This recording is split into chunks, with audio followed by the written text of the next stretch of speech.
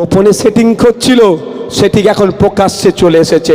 জয়ন্ত গায়েন মহাশয় ভাঙড়ে বিজেপির পক্ষ থেকে দাঁড়িয়েছেন, রাতের অন্ধকারে নয়, দিনের বেলায় সেটিং করতে গিয়েছিল।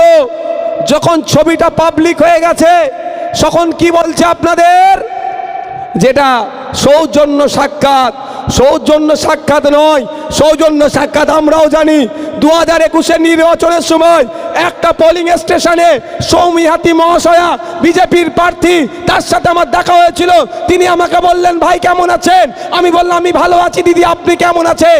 প্রকাশ্য সেটা ছিল, দিনের আলোর সামনে, রাস্তার ওপরে, দরজা বন্ধ করে, গুজগুজটা নয়। কেন তারা বিজেপি তৃণমূল কেন ফাঁদ পাচ্ছে? কেন আপনাকে আটকাতে চাইছে? এক জায়গায় কেন বসছে? এয়ারপোর্ট কারা তৈরি করে? Central government. জায়গা কে দেয়? রাজ্য সরকার দেয়। তো সেন্ট্রাল গভর্নমেন্ট এয়ারপোর্ট তৈরি করতে চাইছে, রাজ্য সরকার জমি দিতে পারছে না। মধ্যিখানে বাধা হয়ে কে দাঁড়িয়েছে? নওশাদ। বুঝতে পারছেন কি বলছি? নওশাদ। তাহলে নওশাদকে কি করতে হবে? ওকে সরাতে হবে। সরানোর মাধ্যম দু তিনটে হতে পারে। মা প্রাণে মেরে দাও হতে পারে একটা, অথবা কি হতে পারে? হারিয়ে দাও। এবার প্রাণে মারা, হারানো অনেক বিষয় আপনাদের হাতে। এখন হারানো জিতানোর ক্ষমতা আপনাদের হাতে আছে। তবে নওশাদ সিদ্দিকীকে হারালে নওশাদ সিদ্দিকী হারিয়ে যাবে এরকম ব্যাপার নয়, এটুকু মাথায় রাখবেন। যে ওকে হারালো, হারিয়ে গেল, এটা ব্যাপার নয়। যে স্বমহিমায় আছি ওই স্বমহিমায় থাকবো। জন্ম থেকে 28 বছর পর্যন্ত বিনা এমএলএতে ছিলাম, বাকি জীবনটা বিনা এমএলএতে থাকতে অসুবিধা হবে না। কিন্তু এতটুকু মাথায় রাখবেন, নওশাদকে হারাবার চক্রান্তটা অনেক গভীর চক্রান্ত। আরএসএস এর চক্রান্ত, মোদির চক্রান্ত, তৃণমূলের চক্রান্ত। এখানে ওরা আইন করে মাদ্রাসা, মসজিদ, ঈদগাহ, কবরস্থানের জায়গা কেড়ে নিতে চাইছে। আর এই নওশাদ সিদ্দিকী শামীম দাদের সহযোগিতা নিয়ে, আইনি সহযোগিতা নিয়ে মোদির আইনকে সুপ্রিম কোর্টে আইনের মাধ্যমে আটকে রাখছে। বুঝতে পারছেন লড়াইটা কোথায়? এই আমার আদিবাসী সমাজের মানুষ আছেন, বাপি সরেন অধ্যাপক, নওশাদকে কেন আটকাচ্ছে? মমতা ব্যানার্জি ফেক সার্টিফিকেট দিয়ে আদিবাসীদের অধিকার কেড়ে নিচ্ছে। নওশাদ সিদ্দিকীদের চুপ থাকতে পারবে না। আমার সামনে আদিবাসীর অধিকার কেড়ে নিচ্ছে, আমি চুপ থাকতে পারবো না। আমি প্রতিবাদ করছি, আমি হুঙ্কার দিচ্ছি, বিধানসভার মধ্যে দাঁড়িয়ে মন্ত্রীদের চুপ করিয়ে দিচ্ছি। এরপরে 10 মিনিট বক্তব্য দেবো, অসুবিধা নেই তো কারো?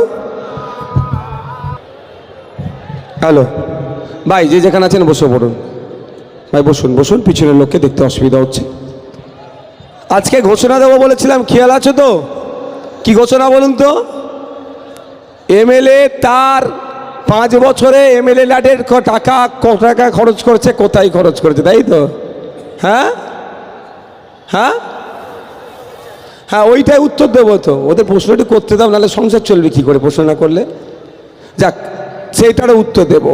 কি বলছিলাম, ওরা নওশাদকে হারাবার লক্ষ্য নয়, ওদের লক্ষ্য হচ্ছে এই জায়গাকে দখল করা, এখানকে উচ্ছেদ করা লক্ষ্য, ওদের প্রধান লক্ষ্য এটাই। তাই আপনাদের বলি, এমনি এমনি আর 8-9টা থানা বানায়নি। থানা বানাবার ব্যাপারটা হচ্ছে এটাই, প্রথম নওশাদকে হারাও। নওশাদকে যদি হারিয়ে দেয়, তারপরে যখন জমি দখল করতে যাবে আপনারা প্রতিবাদে নামবেন। পুলিশের ডান্ডা দেখাবার জন্য এই কটা থানা আগে থেকে বানিয়ে রেখেছে। এই চক্রান্তটা একদিনের চক্রান্ত নয়, এটুকু আপনাদের ভাবতে হবে। তাই আপনাদের বলবো, নওশাদকে হারানোটা বড় কথা নয়। যে একটা বঞ্চিত সমাজ, দলিত, আদিবাসী, হিন্দু, মুসলমান সমাজ থেকে উঠে এসে শিক্ষার কথা বলছে, স্বাস্থ্যের কথা বলছে, অন্যায়ের বিরুদ্ধে কথা বলছে, ন্যায়কে প্রতিষ্ঠার কথা বলছে, নারী অধিকারের কথা বলছে, কৃষকদের অধিকারের কথা বলছে, ছাত্র যুবকের কথা বলছে, কৃষকের কথা বলছে, ডেলিভারদের কথা বলছে, এটা ওদের কাছে পীড়াদায়ক হয়ে দাঁড়াচ্ছে। তাই নওশাদকে হারাতে হবে। তাই বন্ধুগণ, আপনাদের বলবো, একটু ভেবে চিনতে চলবেন যে আপনাদের কিভাবে ব্রেনকে ওয়াশ করার চেষ্টা করছে। ঘর দেবে বলেছে, দিলে আমার একটুও রাগ নয়, কিন্তু এতটুকু কথা বলবো, ঘর দেওয়ার জন্য যদি ভোট দেন, সেই ইঁদুরের কলে কিন্তু আপনারা পড়ে যাবেন। বন্ধুগণ, আমি আপনাদের একটা খুব গুরুত্বপূর্ণ বিষয়, নন্দীগ্রামের বিষয়টা এখানে বলে গিয়েছিল কি? এখানে বলেছিল নন্দীগ্রামে প্রার্থী দেওয়ার ব্যাপারে? আচ্ছা, ওখানে অভিষেক বাবু কোনো একটা জায়গাতে বলেছিলেন নন্দীগ্রামে প্রার্থীর ব্যাপারে নাকি আমরা কাউকে সুবিধা করে দিচ্ছি। বামেদের নেতৃত্বরা আছে, দেখুন আমরা আলোচনা করেছি, আলোচনার ভিত্তিতে প্রথম শর্ত আমাদের বিজেপিকে আটকানো, সাথে সাথে ওই শর্তের সাথে কি ছিল, তৃণমূলকে হারানো। তাই বিজেপিকে আটকানো, তৃণমূলকে হারাবার জন্য আমরা এই 2026 সালে নির্বাচনে মাত্র 30টা সিটে লড়াই করছি। কিন্তু বিগত 5 বছরে আমরা মার খেয়ে, জেল কেটে, কেস খেয়ে, আমাদের একাধিক কর্মীকে খুন হয়ে পাহাড় থেকে সাগর পর্যন্ত আমাদের সংগঠনকে আমরা বিস্তার করেছি। আমরা চাইলে এককভাবে 50 থেকে 60টা কম করে বিধানসভায় ব্যাপকভাবে ফাইট দিয়ে ফার্স্ট সেকেন্ডে আসতে পারবো, এই শক্তি আমরা তৈরি করেছি। কিন্তু আমরা 50-60টা সিট নয়, 294টা সিটে লড়াই করতে চাই। এই 294টা সিটে দুর্নীতিগ্রস্ত চোর তৃণমূলকে আটকাতে চাই এবং সাম্প্রদায়িক বিজেপিকে পরাস্ত করতে চাই। তাই সেই জন্য স্যাক্রিফাইস করে মাত্র 30টা সিটে আমরা দাঁড়িয়েছি। এই 30টা সিটে দাঁড়ানোর জন্য আমাদের পার্টির মধ্যেও অনেকে মনক্ষুণ্ণ হয়েছে, পার্টির একটু ক্ষতিও হয়েছে, কিন্তু পার্টির ক্ষতিটা আমার কাছে বড় কথা নয়। বাংলার না ক্ষতি হয়ে যায়, বাংলার নাগরিকের না ক্ষতি হয়ে যায়, সেটাই আমাদের পার্টির কাছে বড় বিবেচ্য। তাই বাংলার স্বার্থে, বাংলার নাগরিকের স্বার্থে আমরা 30টা সিটে নিজেদেরকে গুটিয়ে রেখে এই লড়াইয়ে নেমেছি। যে লড়াইয়ে জিততে হবে, এখানে কোনো জিতা ছাড়া কোনো অপশন নয়, বা ক্ষমতায় আসতে হবে। বাম আইএসএফ ক্ষমতায় আসছে, সেই লক্ষ্যে আমরা নেমেছি। তাই 30টা সিটের মধ্যে নন্দীগ্রামটাও আমাদের ভাগে আসে। কিন্তু দুর্ভাগ্য, বামেদের সাথে আলোচনা করার পরও বামেদের একটা অন্যতম শরিক দল সিপিআই ইচ্ছাকৃতভাবে আইএসএফের সিটে ডবল সিট দিয়েছে। সুতরাং আপনারা মনে রাখবেন কথা, যে আইএসএফ নন্দীগ্রামে সিপিআই এর সিটের উপরে দেয়নি, বরঞ্চ নন্দীগ্রামটা আইএসএফ এর ভাগে পড়েছিল। বামেদের একটা শরিক দল সিপিআই ইচ্ছাকৃতভাবে ওখানে কাউকে সহযোগিতা বা যে কোনো বিষয় আমি প্রসঙ্গে যাব না, আমাদের সিটের উপরে ওরা সিটকে চাপিয়েছে। মাথায় থাকবে, আমরা কারো সিটের উপরে সিট দিয়ে ভোট কাটতে যাইনি, আমাদের ভাগের সিটে আমরা দিয়েছিলাম। 30টা সিটে আমাদের আলোচনা হয়েছিল, আমরা দেখেছেন 31টা কোনো জায়গায় প্রার্থী দিচ্ছি একটা এক্সট্রা, কেউ বলতে পারবে? কিন্তু আমাদের এইরকম 4টে সিটে প্রার্থী এক্সট্রা দিয়ে দিয়েছে বামেদের শরিক দল। কোথায়? একটা হচ্ছে নন্দীগ্রাম, একটা হচ্ছে খানাকুল। তাহলে বলতে পারে খানাকুলে কাউকে জিতাতে গেছি। একটা মধ্যমগ্রাম, এবারে আমরা জিতছি মধ্যমগ্রামটা। খানাকুল ব্যাপক ফাইটিংয়ে আছে, 3 নম্বরে হবে তৃণমূল, সেই জায়গা তো আমরা পৌঁছে দিয়েছি। আর একটা হচ্ছে আপনার নন্দীগ্রাম, আর একটা বাসন্তী, 4টে সিটে বামেদের শরিকরা প্রার্থী দিয়ে দিয়েছে। বুঝতে পারছেন কি বলছি? আমরা কারো ঘাড়ে পা তুলিনি, কেউ আমাদেরকে ডিস্টার্ব করছে। শুধু তাই নয়, আপনি কুচবিহারে খোঁজ নিয়ে দেখুন, সিপিআইএম এর সিটে ফরওয়ার্ড ব্লক প্রার্থী দিয়েছে কুচবিহারে। এটা একটা বদমাইশি এটা করেছে। দেখ, এইগুলো আপনাদের ছোট ছোট বিষয়গুলো আপনাদেরকে ক্লিয়ার রাখতে হবে। আর একটা ছোট বিষয় হচ্ছে, এবারে ভাঙড়ে ইভিএম মেশিন কটা হবে আপনারা জানেন? জানেন সবাই? 2টো হবে তো? ভোটটা ক জায়গায় দিতে হবে? 1 জায়গাতেই দিতে হবে। কিভাবে, কোন জায়গায় দেবেন? কোন জায়গায় দেবেন? এসেছে ইভিএম মেশিন 1 2 3 4 5, আমার নাম লেখা থাকবে মোহাম্মদ নওশাদ সিদ্দিকী, তারপরে আমার ছবি থাকবে, তারপরে খামচিহ্ন থাকবে, তারপরে একটা সুইচ থাকবে। শুনতে পাচ্ছ আওয়াজ? এই আওয়াজ হবে মানে কাজ হয়ে গেছে, নটোরিয়াস ক্রিমিনালকে বিদায় দাও, এই আওয়াজ বলে দেবে। বুঝতে পেরেছ? নাম থাকবে, ছবি থাকবে, খামচিহ্ন থাকবে, তার সোজাসুজি। বুঝতে পারছ? ঠিক আছে? এই ভোট দেওয়ার সাথে সাথে আপনাদের আরেকটু কাজ করতে হবে। হয়ে গেল, সুইচ মারলেন, তার 2-4 সেকেন্ডের মধ্যে দেখবেন একটা ছোট্ট বাক্স মতো থাকবে, একটা স্লিপ কেটে ওই বাক্সের মধ্যেই পড়ছে। একটু চোখটা রাখবেন, ওখানে খামচিহ্ন ছবি হবে আর আমার নামটা লেখা উঠবে। এটা হবে। বাই চান্স মেশিন যদি গন্ডগোল করে অন্য কিছু আসতে পারে, সঙ্গে সঙ্গে আপনারা বেরিয়ে আমাদের যারা নেতৃত্ব আছে তাদেরকে বলে দেবেন এই ধরনের ঘটনা চলছে। আমার কাছে খবর আছে একটু ইভিএম মেশিন নাকি চেঞ্জ হবে। বুঝতে পারছেন তো? হ্যাঁ, 62টা চেঞ্জ করতে পারে, বড় বড় অফিসাররাও নাকি যুক্ত, যা করছে করুক, এতটুকু বলে দিচ্ছি, এটা 2021 নয়। ওহিদুল, কারিমুল, আসাদুল, হাসানুর, রাইনুর, প্রচুর আমাদের জাহাঙ্গীর ভাই থেকে শুরু করে ডাক্তার যারা আছেন, প্রচুর পুলিশকে দিয়ে তারা কাটিয়েছে, জেল খাটিয়েছে, আটঘাট সব শিখে গেছে। কোথায় ইভিএম ঢুকাতে হবে আর কোথা থেকে বার করতে হবে ভালো জানে। এইগুলো হচ্ছে, আমি বলছি আপনাদের চুরি ফুরি নয়, এইগুলো হচ্ছে মার্কেটটা একটু গরম করে রাখছে। কি জন্য? ওদের দলের লোকেদেরকে একটু মানসিক বুস্ট আপ করতে চাইছে, আর কিচ্ছু নয়। যে তোরা যাই করবি কর, আমি ইভিএম চেঞ্জ করলেও জিতে যাব, অত সহজ? তোমাকে আমরা কি খালি মাঠ দিয়ে দেবো নাকি? হ্যাঁ, তোমার রেফারিও থাক না, তোমার রেফারি যা আছে লাইসম্যান তুমি সব নাও, আমরা 11খানা যা আছে না 13টা অঞ্চলে তোমাকে বুঝিয়ে দেবে ভালো করে। তারপর আমাদের বামপন্থীর নেতৃত্বরা আছে সিনিয়র মোস্ট, তারা, জাহাঙ্গীর ভাই কোথায় গেল গো? আচ্ছা, যারা আছে তারা ভালো করে বুঝিয়ে দেবে। তাই বন্ধুগণ, এগুলো নিয়ে আপনারা ব্যস্ত হবেন না। আপনারা শুধু খামারে ফলিয়ে দেন, খেতে ফলিয়ে দেন, আর খামারটা এরা বুঝে নেবে। তারপরে তো মায়েরা আছে, কি মায়েরা? বন্ধুগণ, আমি আপনাদের বক্তব্য আর বেশি করব না, রাত্রি 8টা বাজতে চলেছে। আমি এতটুকু বলবো, কাগে কান নিয়ে চলে গেলে কাগের দিকে তাকাবার দরকার নাই। নিজের কানে হাত দিয়ে একবার দেখুন কান আছে কি না নাই, 1 নম্বর কথা। দ্বিতীয় নম্বর কথা হচ্ছে 2021 সালে ভাঙর দৃষ্টান্ত তৈরি করেছিল, তাই 2026 সালে দিকে দিকে একটাই আওয়াজ, যেখানেই যাচ্ছি, যেখানেই কান পাচ্ছি, সেই দেগঙ্গা হতে পারে, আমডাঙ্গা হতে পারে, মধ্যমগ্রাম হতে পারে, দমদম উত্তর হতে পারে, অশোকনগর হতে পারে, যেখানেই কান পাচ্ছি, যেখানেই যাচ্ছি, একটাই কথা, 2011-র মতো ভুল করব না। ভাঙরের বীর পুরুষেরা, ভাঙরের বীরাঙ্গনারা সুরতের বিপক্ষে গিয়ে নওশাদ ভাইজানকে জিতিয়ে প্রমাণ করে দিয়েছে, মানুষ যাকে ভোট দেয় সেই জেতে, কোনো বিজেপি তৃণমূলের বাইনারি হয় না। অর্থাৎ রাজ্যের মানুষ আজকে দিকে দিকে ভাঙর 2 তৈরি করতে চলেছে। গর্বের সাথে বলি, আজকে তারা ভাঙরকে ফলো করছে। তাই আপনাদের বলবো, এই 2026 সালে আবার নতুন দৃষ্টান্ত তৈরি করব, যেটা 2031-এ ভাঙরকে ফলো করবে। রাজি আছেন আপনারা? রাজি আছেন? রাজি আছেন আপনারা? তাই দৃষ্টান্তটা কি হবে?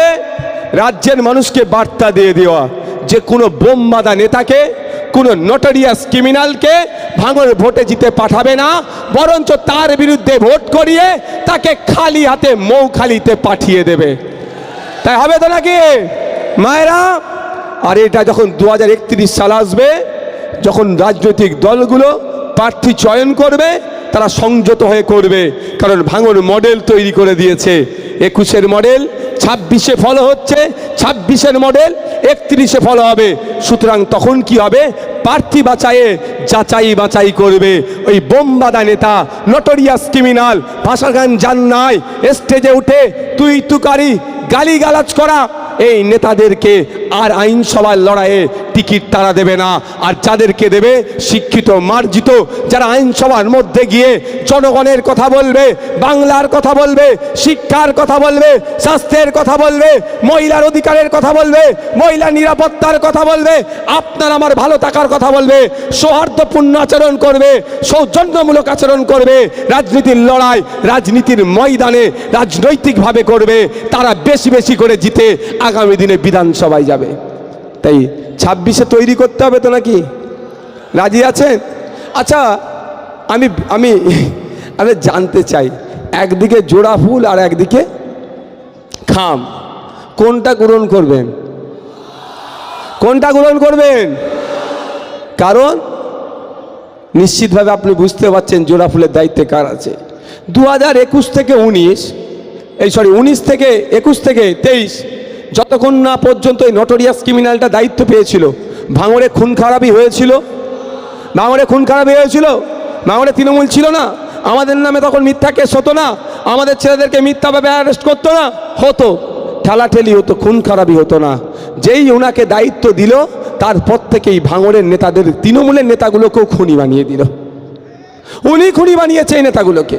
এত হিংস্র ছিল না, ভাঙড়ের তৃণমূলের নেতাদের কানে বিষ ঢুকিয়ে ঢুকিয়ে খুনি বানিয়েছে। তাই ভাঙড়ের তৃণমূলের নেতাদেরকেও বলবো, এখান থেকে চলে যাবে, এখান থেকে বেরিয়ে যাবে, আপনার নামে খুনের মামলা থেকে যাবে, আপনার কপালে খুনের অভিযোগ থেকে যাবে। তাই সতর্ক হন, এই নটোরিয়াস ক্রিমিনালটাকে এখান থেকে বিদায় দেবো আমরা। ক্যানিং পূর্বকে শোষণ করেছে, ক্যানিং পূর্বকে ধ্বংস করেছে, এবার ভাঙড়ের দিকে নজর পড়েছে, ভাঙড়ে মধুর হাঁড়ি আছে, সেটাকে শোষণ করবে, ভাঙড়কে ধ্বংস করবে। তাই আপনাকে আমাকে প্রত্যেককে তৈরি হতে হবে, ভাঙড়কে ওই নটোরিয়াস ক্রিমিনাল মুক্ত করতে হবে, ওই নটোরিয়াস ক্রিমিনালের হাত থেকে ভাঙড়বাসীকে মুক্ত করতে হবে। রাজি আছেন? রাজি আছেন তো নাকি? তাহলে আগামী 29 এপ্রিল ইভিএম মেশিনের 5 নম্বর বুতাম টিপবেন। দুটো ইভিএম থাকলেও ঘাবড়ে যাবেন না। 5 নম্বরে আমার নাম থাকবে, ছবি থাকবে, খামচিহ্ন থাকবে, তার পাশেই আপনারা সুইচ টিপে দেবেন। আর একটা কথা বলে দিই, গতবারে আপনাদের যে নির্বাচন হয়েছিল তার থেকেও ভয়ঙ্কর নির্বাচন এবার ভাঙড়ে আমরা করাবো। টু শব্দ দেব না, যার ভোট সে দেবে। অনুরোধ করছি এতটুকুই, কেউ ধমকানো চমকাতে যদি চায় ঘরের মধ্যে ঢুকে যাবেন না। একদিন যদি ঢুকে যান, আগামী যুগ যুগ ধরে কিন্তু ঘরে ঢুকে থাকতে হবে। ঠিক ক্যানিং পূর্বের মানুষদের জীবনতলায় প্রোগ্রাম করতে যাচ্ছি, স্যাটার নামিয়ে দিচ্ছে, মৌখালিতে প্রোগ্রাম করতে যাচ্ছি, স্যাটার নামিয়ে দিচ্ছে, রুজি রুটি বন্ধ করে দিচ্ছে, বলার সাহস নাই ভুল লোককে ভোট দিয়েছে বলে। তাই ভাঙড়ের মানুষকে বলবো, ভুল জায়গায় ভোট দিয়ে আপনার স্বাধীনতাকে হরণ হতে দেবেন না। আপনার ভোট বামেদের সমর্থনে খামচিহ্ন দাঁড়িয়েছে, সব ভোট খামচিহ্নের পক্ষে দেবেন এবং ওটার হাত থেকে ভাঙড়কে মুক্ত রাখবেন নটোরিয়াস ক্রিমিনালের হাত থেকে। এবার আমি একটু ঘোষণা করি, তারপরে একটু ফ্ল্যাশ জ্বালাতে হবে তো নাকি? হ্যাঁ,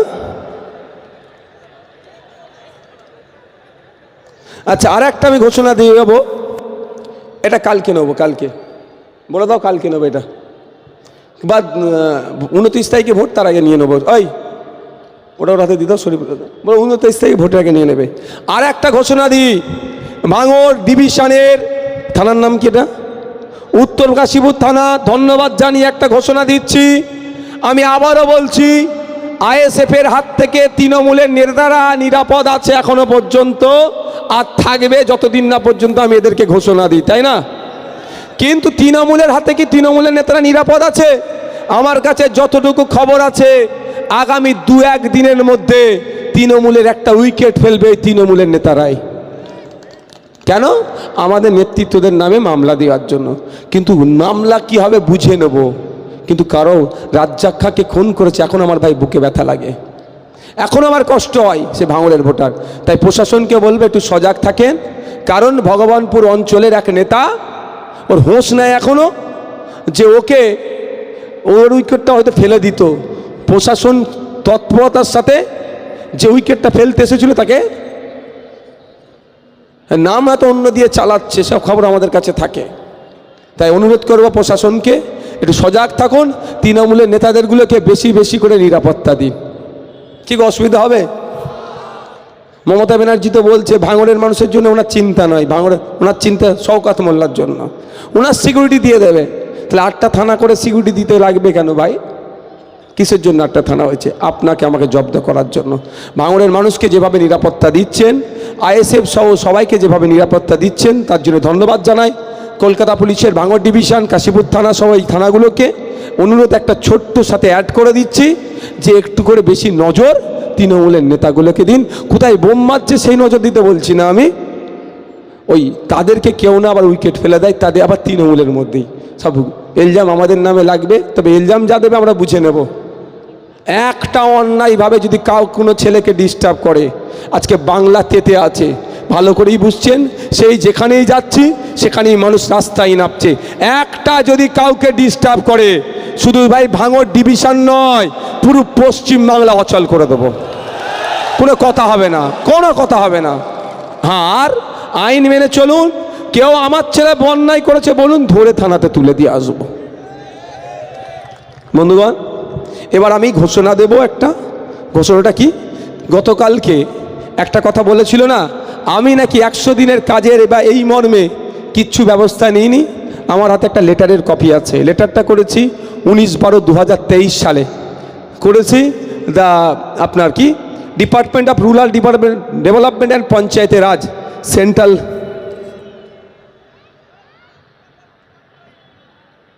এটা পরে হবে, ঠিক আছে। তো এটা করেছিলাম কাকে? ভারত সরকারের একটা ডিপার্টমেন্টাল মিনিস্টারকে আর মোদিজিকে কপি করেছিলাম এই 100 দিনের কাজের নিয়ে। বুঝতে পারছেন তো? আমি এর আগে একবার কি বলেছিলাম, ভাঙড়ে একটা ইট থেকে একটা লাইট পর্যন্ত যদি পুঁতে ডেভেলপমেন্টের জন্য, ওটা জানবেন প্রথম ক্রেডিট যাচ্ছে ভাঙড়ের মানুষের জন্য, তারপরে নওশাদ সিদ্দিকীর ক্রেডিট বলেছিলাম তো। কারণ এমন কিছু জিনিস তো বলতে বাকি রাখিনি, সব বলে দিয়েছি, যেটাই করবে আমার বলা। ফিতেটা কাটা আমার দরকার ছিল, তার পরিবর্তে ক্যানিং পূর্ব থেকে এসে ফিতে কাটছে, ওতে আমার কিছু অসুবিধা হয় না। যাই দেখছেন এই 2 নম্বর ব্লকের 1 নম্বর ব্লকের সংযোগ স্থাপনকারী ব্রিজটা, চণ্ডীহাটের ব্রিজটা, যা উন্নয়ন দেখছেন, আমি জোর গলায় বলছি, আজ থেকে বলছি না, এটা বিগত 15 থেকে 1 মাস ধরে বলছে কথা। ভাঙড়ে একটা ইট গাঁথা থেকে লাইট সহ যা ডেভেলপমেন্ট দেখছেন, সবটাই সব থেকে প্রথম ক্রেডিট যাদের হবে সেটা ভাঙড়ের ভোটার, যাকে যিনারা আমাকে জিতিয়ে বিধানসভার মধ্যে পাঠিয়েছিল, আমি সেখানে আওয়াজ তুলেছিলাম। আর দ্বিতীয় ক্রেডিট আমার, আমি চিৎকার করেছিলাম। ফিতে কাটার দরকার ছিল আমার, তার পরিবর্তে অন্য কেউ ফিতে কাটছে, এতে আমার একটুও রাগ নয়। কারণ ভাঙড়ের মানুষের ডেভেলপ হলেই আমার ডেভেলপ, আমার জয়। আজকে এবার আমি ঘোষণা করি, তার আগে একটু ঘোষণা দেব। আমি দেখছি মিছিলে টিছিলে না অনেক বাচ্চারা আসছে, আমাদের নেতৃত্বদেরকে এটা সজাগ থাকতে হবে। আর ফ্ল্যাগ নিয়ে ছুটছে, আমি দেখলে তাদেরকে তাড়া দিই, বলে ভাইজান, একবার আমি একটা মিছিলে আসছি, ভাইজান তোমার জন্য জান দিয়ে দেবো। এতটুকু বাচ্চা, আমি যা ঘরে যে পড়তে বস, আমি তাড়া দেবো, যা ঘরে গিয়ে পড়, এখন 18 বছর পরে তার সাথে দেখা হবে।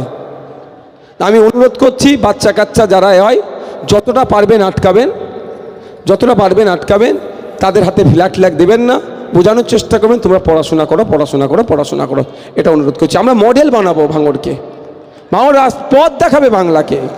হ্যাঁ, এটা রাজনৈতিক মঞ্চ থেকে এই বক্তব্যগুলি দিতে হবে, আগে আত্মসমালোচনা করতে হবে, আর নাহলে কি হবে? গতকাল একটা যে উত্তর দিয়ে এসছি, আমার বাড়ির ছাদে নাকি বোম ছিল, উনি নাকি পুলিশকে আটকেছেন, তাই অন্যায়কে প্রশ্রয় দিচ্ছে, আমরা অন্যায়কে প্রশ্রয় দিই না। এবার আসা যাক আসল ঘোষণা। ঘোষণা এটাই, একজন বিধায়ক 5 বছরে কত টাকার কাজ করতে পারে ডাইরেক্ট। কিন্তু 5 বছরে আগে ছিল 3 কোটি টাকা, এখন 3.5 কোটি হয়েছে। এই যে 50 লাখ বেড়েছে, এটাও ভাঙড়ের মানুষের ক্রেডিট। 294টা বিধায়কের 50 লাখ করে 5 বছরের কাজের ক্ষেত্রে বেড়েছে, এটা ভাঙড়ের বিধায়ক নওশাদ সিদ্দিকী বিধানসভায় আওয়াজ তোলার জন্য হয়েছে। একাধিক বিষয় হয়েছে, বললে সারা রাত পার হয়ে যাবে, যা আমি আওয়াজ তুলেছি অনেক পূরণ হয়েছে, অনেক হয়নি। যাক, এবার আসা যাক। এখন আমি এই 17তম বিধানসভাতে, এটা 17তম বিধানসভায় আমরা 3 কোটি 30 লক্ষ টাকার কাজ করতে পারবো। এই 3 কোটি 30 লক্ষ টাকার 30 পয়সা কিন্তু আমি হাতে পাবো না, এর প্রচুর বড় গেঁড়া কল আছে। কি হবে? আমি বলে দেবো ওই মন্দিরের ওখানে ওই কাছে একটা লাইট দরকার, ওই ঈদগার ওখানে একটা লাইট দরকার, ওখানে একটা কল দরকার, ওই ICDS স্কুলের ওখানে বাচ্চারা যায়, ওদের পানীয় জলের সমস্যা, একটা কল দরকার। এইগুলো বলবো কাকে? ডিস্ট্রিক্ট প্ল্যানিং অফিসারকে বলবো, আর ডিস্ট্রিক্ট ম্যাজিস্ট্রেটকে দিয়ে তারা এটা নেবে। তারপরে কনসার্ন ডিপার্টমেন্টে যাবে, যাওয়ার পরে আপনার কোন এজেন্সিকে দিয়ে করাবো সেটা হবে। তারপরে ওই কি বলে টেন্ডার হবে, কাজ হবে, দীর্ঘ প্রসেস। আমি প্রথমে চেয়েছিলাম ভাঙড় 1 নম্বর ব্লক 2 নম্বর ব্লককে দিয়ে কাজটা করাবো, কাজও দিয়েছিলাম, অল্প কাজ করেছে, কোয়ালিটি একদম ধ্বংস করে দিয়েছে, মানে ঝেড়েছে ওখান থেকে, আর বাকিটা আমাকে ঢিলে করিয়েছে। বাধ্য হয়ে মমতা ব্যানার্জির কাছে গিয়েছিলাম, আপনারা দেখেছিলেন না? তারপরে কিছু কাজ ছেড়েছে। এবার আসা যাক, আমি অনেক আগে ঘোষণা দিয়েছিলাম, মাথা তুলে কথা বলেছি, মাথা তুলে প্রমাণ করে দেবো। কি বলেছিলাম? 3 কোটি 30 লক্ষ টাকার মধ্যে সরকার যদি 1 কোটি টাকা কাজ করার সুযোগ দেয়, এটা মানবেন না যে আর 2 কোটি 30 লক্ষ টাকার কাজ নওশাদ করতে পারলো না, কিন্তু এটা মনে করবেন যে সরকার করতে দেয়নি। কারণ বৈধ কাজ MLA হিসাবে অন্যরা কতটা পারছে না পারছে বড় কথা নয়, নওশাদ সিদ্দিকী সবটাই পারবে, ভাঙড় সেই পথ দেখিয়েছে। এবার আসা যাক, আমি 3 কোটি 30 লক্ষ টাকার টোটাল কাজের কি প্রস্তাব দিয়েছি, কেউ চাইলে আমার কাছ থেকে নিতে পারে, আমার হাতে আছে। 1 নম্বর, সবটা আমি দেবো, পাবলিক ডোমিনে করবে, এটা আমার হাতে আছে। এটা টোটাল 3,30,00,000 টাকার কোথায় কোথায় আমি কাজ কি করতে চাইবো সেটা জমা করেছিলাম। এবার আসা যাক, আমি 3,30,00,000 টাকার যে কাজ জমা করেছিলাম সেখানে আমাকে ডিলে করিয়ে 1,99,09,158 টাকার কাজ করার সুযোগ দিয়েছে। অর্থাৎ টেন্ডারটা ছেড়েছে, ঠিক আছে, থাকলো তাহলে প্রায় 1,30,00,000 টাকা, তাই তো? বাকি রইল। নওশাদ সিদ্দিকী বলেছিল 30 লাখ বাকি থাকলে বাড়ি থেকে এনে করে দেবো, আর 3 কোটি বাকি থাকলেও বাড়ি থেকে করে দেবে, ঘোষণা দিয়েছিলাম তো। তাহলে ঘোষণার সাথে জবানের সাথে কথার মিল রাখতে হবে কি হবে না? হবে কি হবে না? আমি এখান থেকে বলছি নওশাদ সিদ্দিকীর উদ্যোগে, হ্যাঁ, গাঁটের টাকা দিয়ে 1,37,51,125 টাকার কাজ চলছে আমার। কি বলছি বুঝতে পারছে না? তালিটা ছোট হয়ে গেল ভাই। 1,37,00,000 টাকা ভাই বাড়ি থেকে দিতে হচ্ছে। কথা দিয়েছিলাম, কি বলছি বুঝে আসছে? 3,30,00,000 টাকার মধ্যে 1,99,09,158 টাকার কাজ টেন্ডার ছেড়েছে, কাজ হয়েছে। কিন্তু বাকি প্রায় 1 কোটি আমি আরো 6,60,283 টাকার এক্সট্রা কাজ করে দিচ্ছি আমার 3,30,00,000 ওপরে। ভালো করে বোঝার চেষ্টা করো, হিসাব নালে গুলিয়ে যাবে। প্রথম কথা হচ্ছে আপনাদের এখানে হিসাবে 5 বছরে একজন এমএলএ 3,30,00,000 টাকার কাজ করবে, তার মধ্যে সবটাই সরকারি টাকা। সরকারি টাকায় কাজ প্রায় 2 কোটি টাকা। তাহলে 1,30,00,000 টাকা কোথায় গেল? আমি ঘর থেকে এনে দিয়ে কাজ করেছি। এবার কোথায় কোথায় কাজ করেছি না করেছি এটা প্রশ্ন থাকতে পারে তো? এটা তো বড় প্রশ্ন, এটাই বড় প্রশ্ন। তো সেই প্রশ্নগুলো যদি শোনার এনার্জি থাকে ভালো কথা, আমি একটা একটা করে বলতে পারি, আর নাহলে মিডিয়া বন্ধুরা যদি জানতে চান আমি ছবি তুলে আমি দিতে পারি।